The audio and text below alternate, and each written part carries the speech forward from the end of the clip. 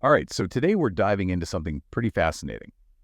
We're going to be looking at ancient Israelite rituals, specifically those instructions for offerings and vows we find in the book of Numbers, chapters 28 through 30. And let me tell you, it gets surprisingly detailed. It really does. It's like opening a window into a time when faith wasn't just something you believed in your head, but something you lived out like every day through all these practices. Totally. I mean, we're talking like precise amounts of flour for offerings, rules about what kind of animal to use, even like what happens if you break a vow you made. It's true. It's like they had this rule book almost for connecting with the divine, and it really gives us some incredible insights into what their relationship with God was like. You can just tell how deeply intertwined their lives were with all these rituals. You have your daily offerings, your weekly offerings. They even had monthly ones. Yeah, so this whole divinely ordained calendar, reminding them constantly of like their obligations to God. And talk about commitment, like they were supposed to offer 2 lambs every single day. Absolutely. And, it shows how deeply connected their faith was with their everyday life. Like, if you look at Numbers 28.34, it lays out the instructions for this daily burnt offering. 1 lamb in the morning, 1 lamb at twilight every single day.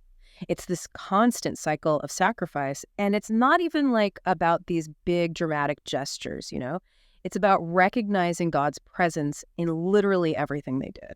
And the sacrifices weren't just like going through the motions either. Like I keep noticing this phrase, pleasing aroma, when the text describes the offerings to the Lord. It's almost poetic, isn't it? Well, absolutely. It was about engaging all the senses. Just imagine for a second the sights and the smells of these rituals, the fire, the roasting meat, the smell of the bread baking. This wasn't just some kind of like abstract spiritual connection. It was a full-on sensory experience, a way to really feel that connection between humanity and the divine. It really makes you wonder what they'd think of like modern expressions of faith, doesn't it? We probably seem so abstract, so intellectual compared to all that. It's a fascinating thought experiment for sure. But maybe we should get back to the offerings themselves. We should talk about the Sabbath, for example, because Numbers 28.910 describes how those offerings were even more elaborate than the daily ones. Still 2 lambs, but they added in a larger amount of flour mixed with oil as well. So a little something extra to acknowledge the holiness of the Sabbath. Yeah, it makes sense, I guess. It was such an important day for rest and worship. But it does make you wonder about the logistics of it all. Like, were these offerings a communal thing, or was each family, like, responsible for their own?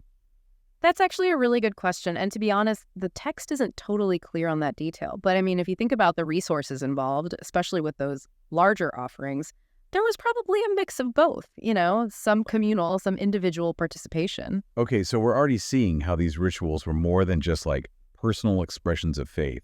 They had a real impact on their social structures and their identity as a whole. Which I think brings us nicely to this fascinating world of vows and oaths. We find all about those in Numbers chapter 30. Right, and vows were serious business back then. Like if you broke one, you weren't just breaking a promise. It was like a huge deal. As Numbers 30.2 puts it, if a man makes a vow to the Lord, he shall not break his word. We're talking about breaking a promise to God himself. Wow, no pressure there. It really makes you think about how seriously they took those commitments. But it gets even more, how do I say this, interesting.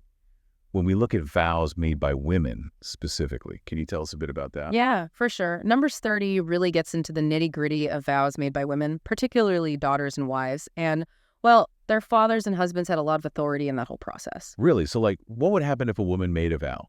Could her father or husband actually overrule her? Yeah, essentially. If you look at Numbers 30.45, it says that if a woman, like, is still under her father's roof made a vow, her father just staying silent after hearing it actually made the vow binding.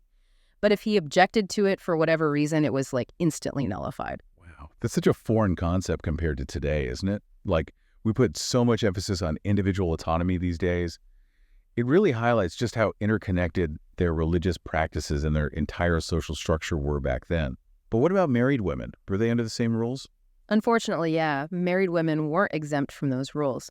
If we look at verses 7 and 8, it's pretty clear. A husband's silence about his wife's vow, just like with a father and daughter, it meant the vow was valid. But if he objected, well, it was like it never happened. It's a lot to unpack, isn't it? That kind of power dynamic really makes you think, especially from a modern perspective where individual agency, especially for women, is such a core value. It just goes to show how big that cultural gap really is when we're talking about these ancient texts. It does. And it's so important to be, sensitive to that historical context, to the culture they were living in when we're trying to understand these verses. We're talking about a completely different world, right? One where those vows and oaths weren't just about like personal piety. They were totally embedded in the social fabric of their entire community. Yeah, like those ripples we were talking about before, how those individual acts of faith could spread outward and end up impacting their whole family, their community. Exactly. It shows just how interconnected their lives really were. And, this whole thing with vows and oaths, especially within religion, it wasn't unique to the Israelites. You see similar practices in a lot of ancient societies with their own little twists on the whole power dynamic and social obligation thing. Oh, really? Okay. So by studying these really specific examples in the Israelite tradition, are we actually seeing like these bigger trends that were happening across the ancient world? Absolutely. It helps us remember that ancient Israel wasn't like this isolated island. They were part of a much larger world, a whole bunch of different cultures all interacting and influencing each other. Right, of course. Okay, so zooming back into the rituals themselves, I'm kind of hung up on how emphasis they put on the sensory experience, Like you were saying earlier about the pleasing aroma of the offerings, that phrase just really sticks with me. What do you think it means? It's pretty powerful language, isn't it? And to Yeah. me, it really emphasizes that their relationship with God wasn't just about words or ideas. It was about engaging all the senses. Imagine like smoke, the smell of the meat cooking, the bread baking, just filling the air, this almost tangible link between them and the divine. Almost like they were trying to create an atmosphere, right? Something that would inspire awe and reverence, something to make you really feel the presence of the divine. Exactly. And, it's important to remember that these offerings, they weren't always about like appeasing an angry God or asking for favors. They were also about expressing gratitude, showing devotion, even just like celebrating. Which makes you wonder, haven't we lost something in how we express faith today? I mean, we're not exactly building altars and burning incense these days. But don't you think we still look for those experiences, the ones that connect us to something bigger than ourselves? It's a great question. And I think you're onto something there. Like music, art, even just spending time in nature. Yeah. Those can all be ways of accessing that same kind of awe and wonder, wouldn't you say? Even if the outward expression changes, the underlying human need, the desire to connect with something transcendent, that seems pretty universal. Yeah, it's pretty amazing when you think about it. Those connections stretching across thousands of years, across cultures. But while we're on the topic of these ancient rituals, all those detailed instructions, did they ever say what happened if someone, messed up, like used the wrong kind of flour or something? That's funny you should ask that. While the Book of Numbers doesn't specifically talk about, using the wrong flour, it's clear that they took precision seriously. These rituals were a big deal.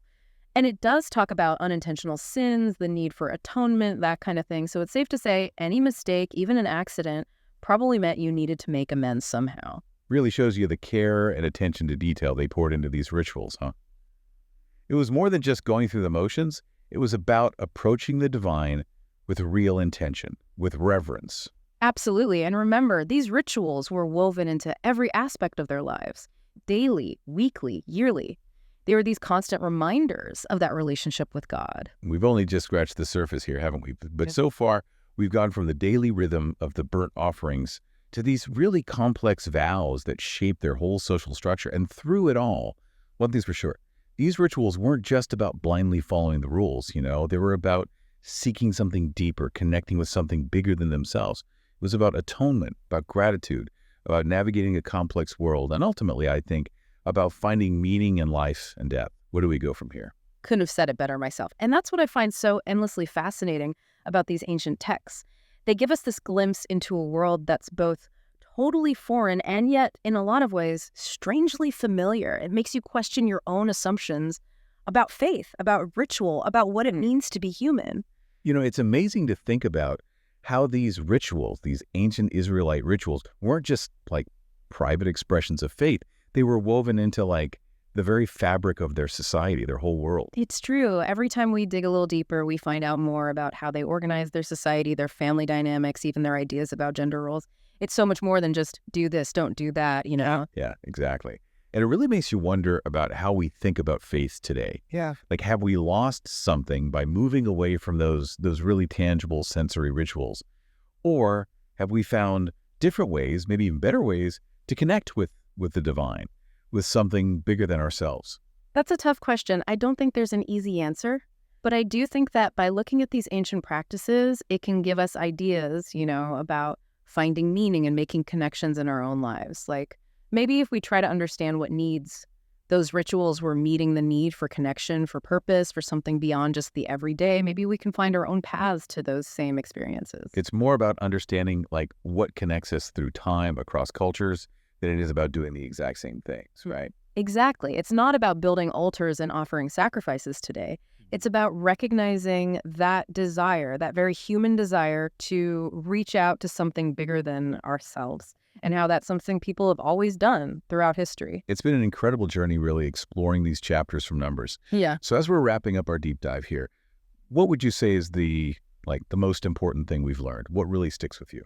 I think for me, it's that incredible dedication, that intentionality that went into every aspect of these rituals, all those detailed preparations, how seriously they took their vows. It all points to just how central their relationship with God was in their lives. It wasn't just something they thought about on the Sabbath. It was woven into everything they did every single day. So knowing all that, what do we take away from this? We're modern people living in a modern world. So what do we do with these ancient texts and traditions? What can we learn from them?